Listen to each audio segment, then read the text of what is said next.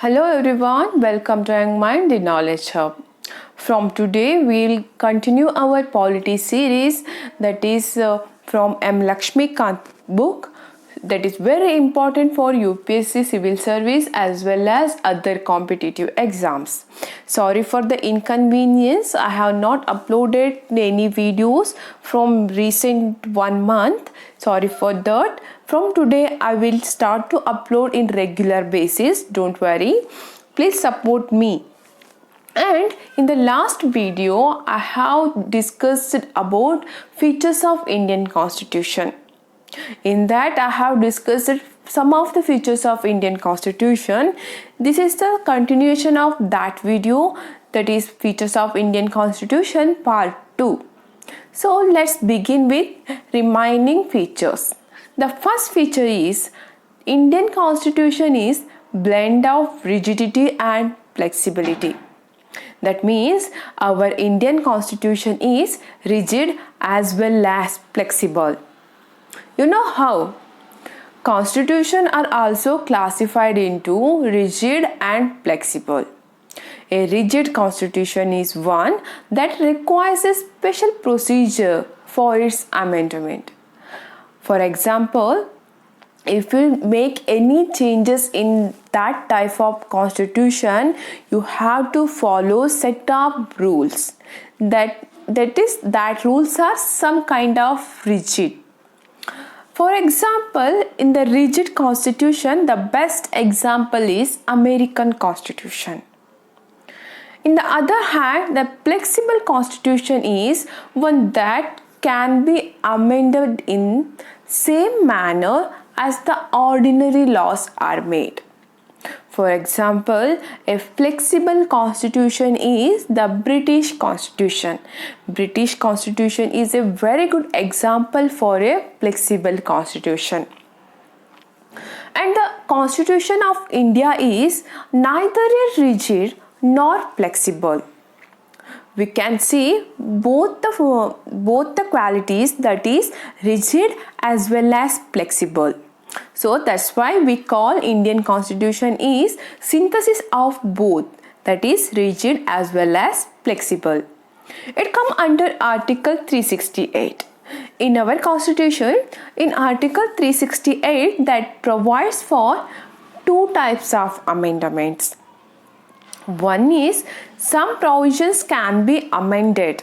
That means amended means that can be changed by a special majority of the parliament, that is a 2/3 majority of the members of each house, that is present and voting. And a majority means more than 50% of the total membership of each house.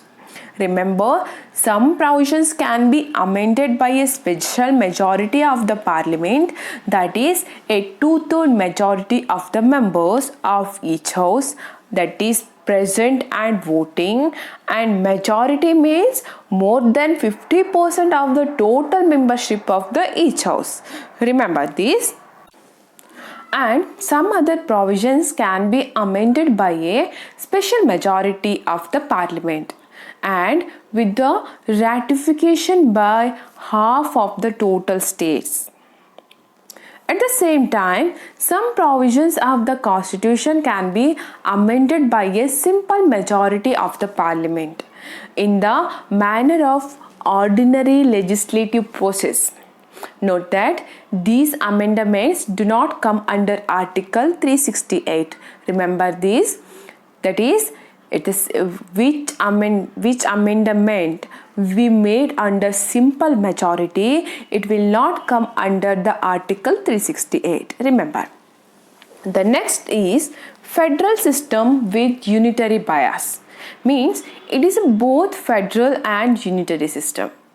Federal system means, see, in India we have in the first we have central, second in state, and third here you can see panchayat as well as municipalities. Here power is disputed from panchayat to central level. This is called federal system, that is 3-tier system. Totally, we call this system as federal system, that is also called as three-tier system, which we saw in the Niti Aayog. Niti Aayog is a best example for federalism concept. That is, we can see bottom to top approach in Niti Aayog, but we see in planning commission that is top to bottom approach. This is the difference between Niti Aayog and Planning Commission. These are the major difference between Niti Aayog and Planning Commission. Remember this. In simple words, if I say top positions officers like bureaucrats, IAS officers are making laws and send that into lower level to implement that. But in Niti Aayog, bottom level organization will make plan and produce in front of Niti Aayog. Then Niti Aayog will work on that. This is the difference between Planning Commission and Niti Aayog. Now we are talking about federal system and unitary bias. In federal system, as I said, top to bottom power is distributed. If we see about the government, two government will be here. That is, one is central government, second is state government. Power is distributed with the both. That is, both the central and state government power is distributed. They have their own power here, that is division of power, and they can make their own laws. Written constitution also there, and all the laws related to central and states are written in a single place, not separate document. They have both the laws which is related to center and state is kept in a single copy or single book. That's why Indian constitution is lengthiest constitution in the world. Next is supremacy of constitution. That is, here in our country, parliament is not supreme. That is, our parliament is not sovereign. Remember that it may ask in your exams, but one question you can get, but why our parliament is not supreme? That is, why our parliament is not sovereign? We'll see here now. In our parliament passes any law and it's not according to our constitution, then Supreme Court can abolish that law. Like this, many laws abolished by Supreme Court till date. Remember, if our parliament pass any law and it's not according to our constitution, then Supreme Court can abolish that law. Like this, till now Supreme Court abolished many laws which is made by parliament. Remember, sovereign means if you make any law or any changes, then no one is not have power to change that. No one have that rights. That is called sovereign. But Supreme Court can make the changes. So here who is supreme? That is Supreme Court. That is, constitution is constitution, not parliament. Remember, I hope you understand this point. In India, that is constitution is supreme, not the parliament. This is simple. In the simple word, we can say like this. Next is rigidity of constitution. We have already seen this in our constitution is rigid as also flexible. Other than this, independent judiciary. This is also one of the good concept of federalism. If you observe, in US also they have very good judicial system and very good federal system is also implemented there. I am talking about American Constitution. They have very good judicial system and very good federal system also they have implemented there. US is the best example for federalism. You can use it as example in your exams. Next is bicameralism, that is some of our states having legislative assemblies and legislative councils. Like that in center, Rajya Sabha and Lok Sabha. Lok Sabha will dissolve every 5 years, but Rajya Sabha is for fixed term. Remember this. Rajya Sabha will never dissolve. This is the important point.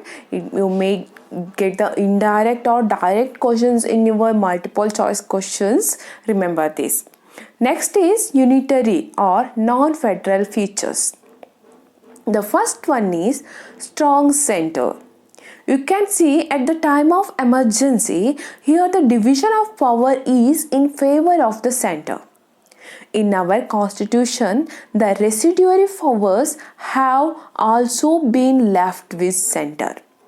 While in USA, they are vested in the states. Thus, our constitution has made center very strong. That means strong center we have in India. The next is single constitution. Usually in federation, the states have the right to frame their own constitution, separate from that of center. In India, no such power is given to states.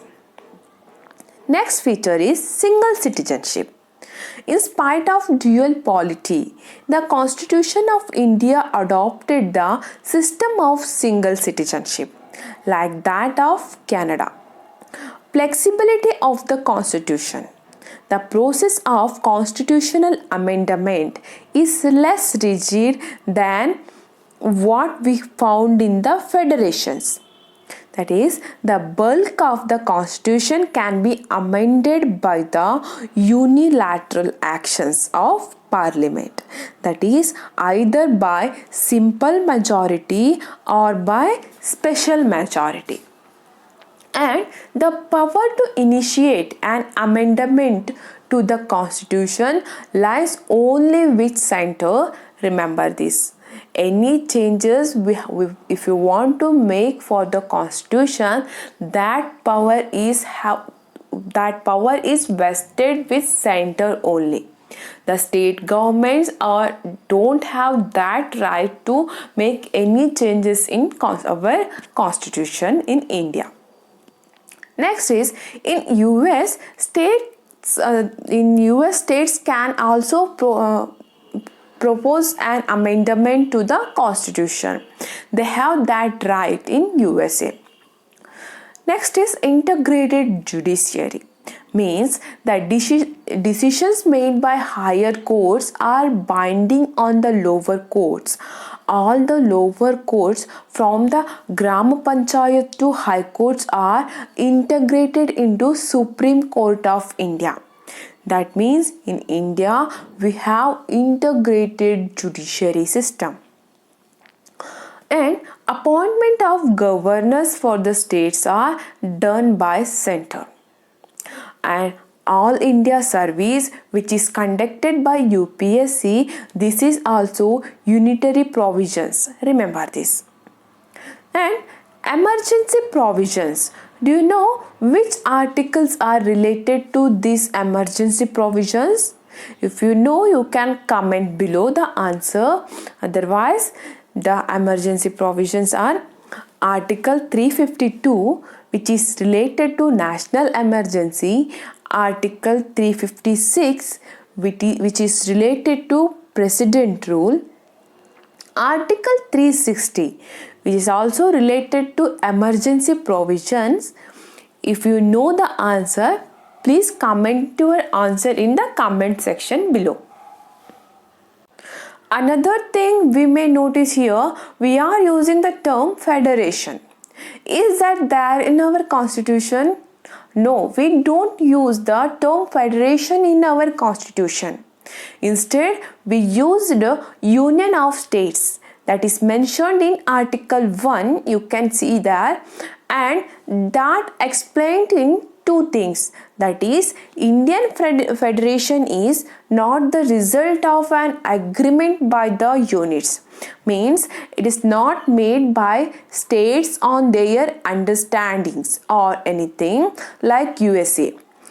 In USA, there few states made their own union, and when they are won, they can walk out from that union.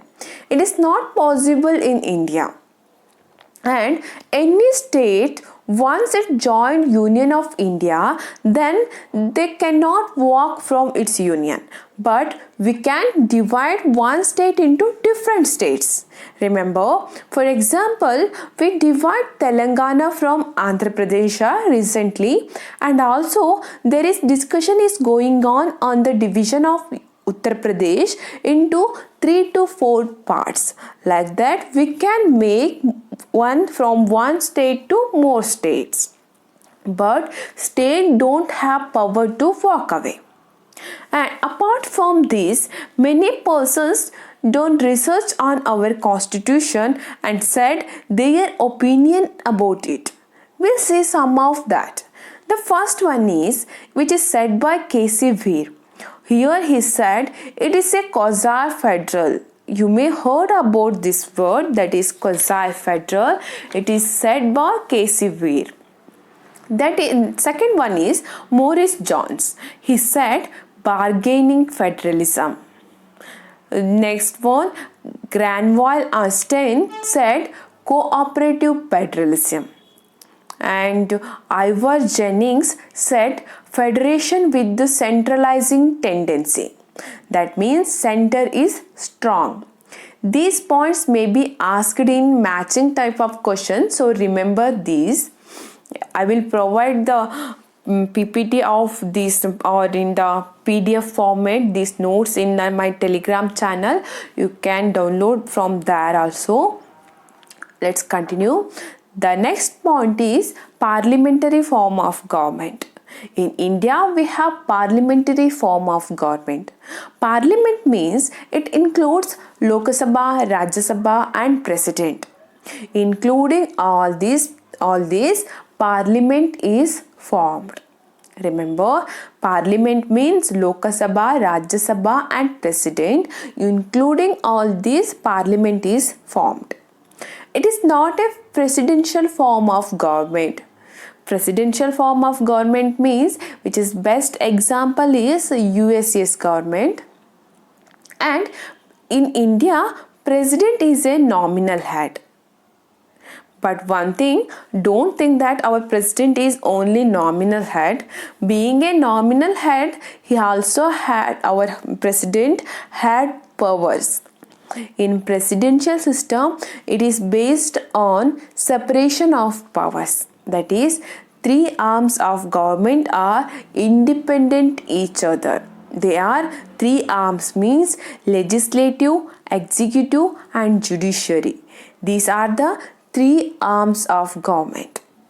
In parliamentary system, here maximum coordination will be there between legislature and judiciary, and also known as Westminster model of government. Do you know what is this Westminster? Westminster means Westminster is a place in London where Parliament of UK resides. Responsible government. Obviously, they have to be responsible because after 5 years, they have to come for elections, right? If they need votes, then they should be responsible. Nothing special in that, right? Next is cabinet government. This is the pinnacle of the system which aims to coordinate government and ensures that all important decisions go through a collective process, because here every representative are selected from people.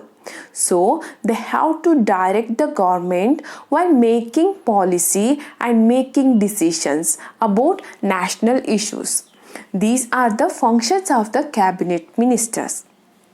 And our constitution established parliamentary system not only in center, also in states too, because in state also you can see legislative assembly, legislative council and governor. Do you know how many states have legislative council in India? Comment your answer below.